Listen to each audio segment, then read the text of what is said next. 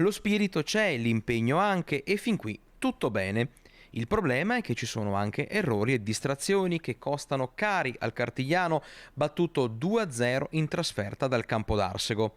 Un KO che non porta con sé nuvole sul cielo sopra il fair play, e ci mancherebbe altro, ma già da domenica servirà a fare punti per muovere la classifica. Abbiamo preso il primo gol in contropiede e dopo che i primi minuti loro avevano un po' di possesso palla in più, e questo mi dà fastidio perché contro una squadra così forte nel possesso non possiamo prendere gol in contropiede. Comunque abbiamo cercato di fare quello che potevamo, avevamo tanti giocatori fuori condizione, speriamo di recuperarli, ma ho visto un bello spirito dei ragazzi e speriamo di